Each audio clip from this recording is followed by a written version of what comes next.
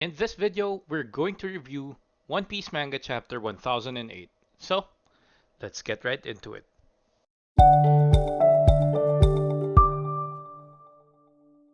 Chapter 1008's cover story is something that is very well drawn, although I think it's a bit lacking in the entertainment side of things. We see that Robin turns a horse into a Pegasus, and the horse very much enjoys it. Maybe she's a good horseback rider, No.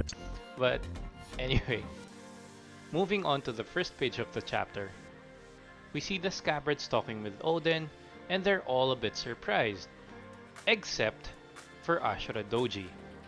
Ashura Doji puts things into perspective, and he keeps a very level head, taking control of the whole situation and making the scabbards realize that this is not Odin, which we expected earlier on the previous reviews. I'm sure a lot of people expected that as well, even though they were a bit confused, right?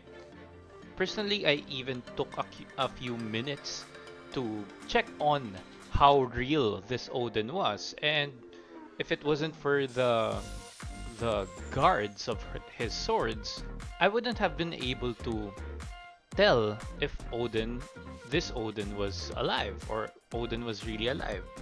And Kanjuro did a very good job trying to deceive all of the scabbards. It's just that Ashura Doji made a very level-headed decision or very level-headed analysis of the situation.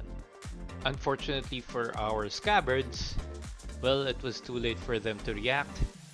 Even though Ashura Doji did all everything that he could to contain Kanjuro's image or drawing, well, Kanjuro is still a scabbard and he's still very well trained and was able to stab Ashura Doji. And it looks like a very critical hit.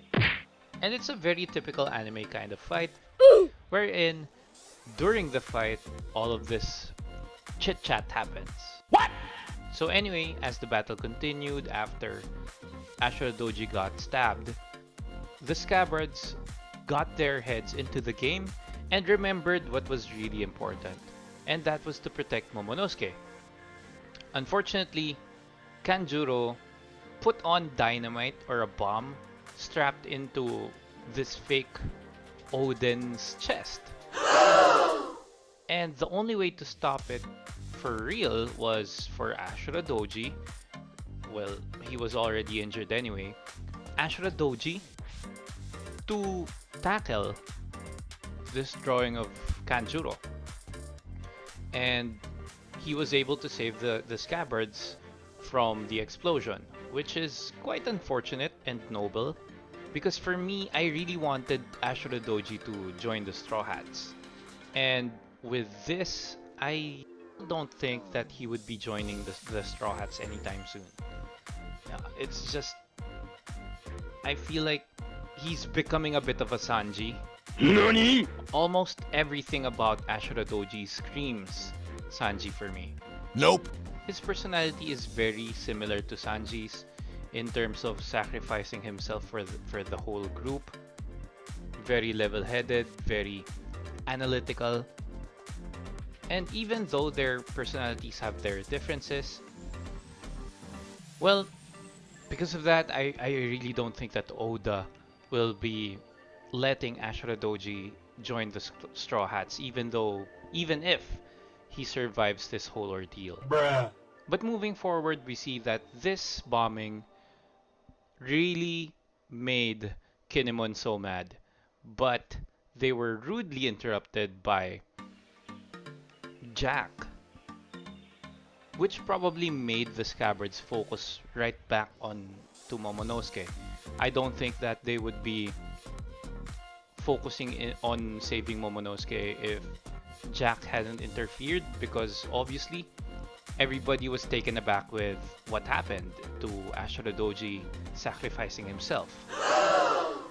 Basically in vain, because Kanjuro was able to create the drawing and um, just Ashura Doji had to sacrifice himself for that, for a drawing, right?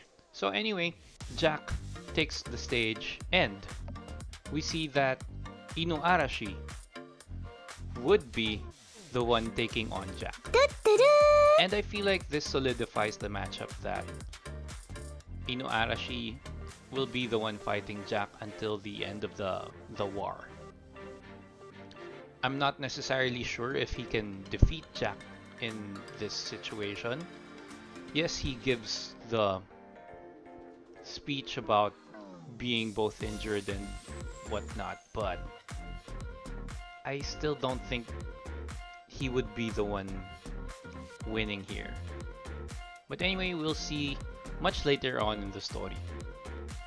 Now, we finally see Orochi up and running, and as predicted by a lot of fans, Orochi survived his circumcision.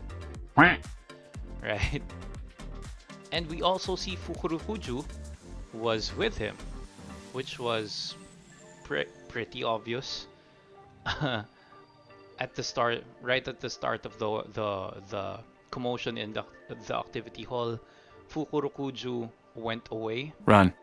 And I speculated that he would be coming to Orochi's aid, which he did, obviously. But we have yet to find out how Orochi really survived. I still think that because of his devil fruit powers, since his head was cut off, well, it was regenerated like it was nothing. So, we skip on to the next page. Yamato, Shinobu, and Momonosuke were expressing their concerns for Luffy and his group, and both Yamato and Shinobu were relieved to know that Luffy was okay, but Shinobu was surprised that he was able to sense Luffy's condition even though he's super far away. Nice. And I'm not totally sure if this is Kenbunshoku or observation haki, but just like Luffy, he was able to hear the voice of all things, which I'm assuming was the power or the ability that allowed Luffy to hear Zunisha, the elephant, back in the Zou arc, right? So I'm not sure if that's the power at work here, if it's actually that Momonosuke inherited his haki from Oden, Kenbunshoku haki, right? So we're not totally sure yet how he was able to do that, but we skip on to the fight up at the rooftop. We see here that Kid was voicing out his frustrations with how it looks like their attacks, even though it looks very heavy, don't seem to be having any effect on both Kaido and Big Mom. But Luffy, being the brimming positive energy that he is, was motivating everybody up top. Even going so far to say that they are just as human as they are. What? So I actually thought that Kaido was a giant. Turns out he wasn't. He was just like Big Mom, freakishly big.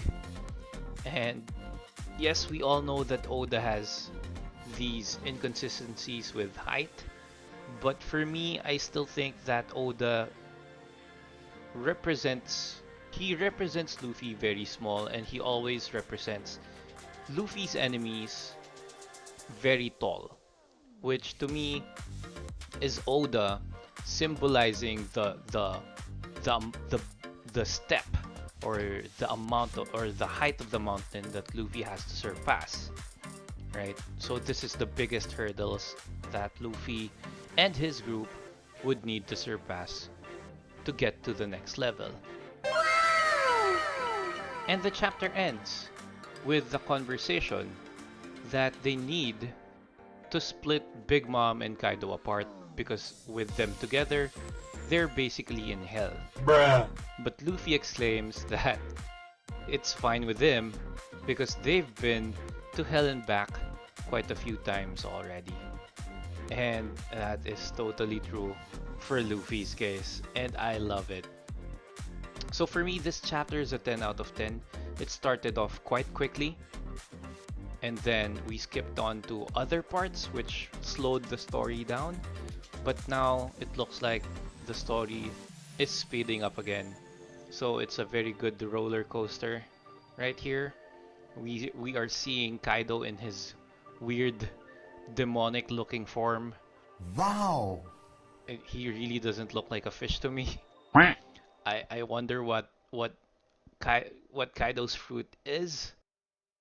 But anyway, tell me what you think down at comments below. Do you think that the fighters up top should split both of the Yonko up and fight them separately, or should they fight them together? Because I think, for me personally, I think that would be the better option here. It would be much cooler. But anyway, like the video if you liked it, and subscribe to the channel because it's free, right? So, as always, stay safe, peace.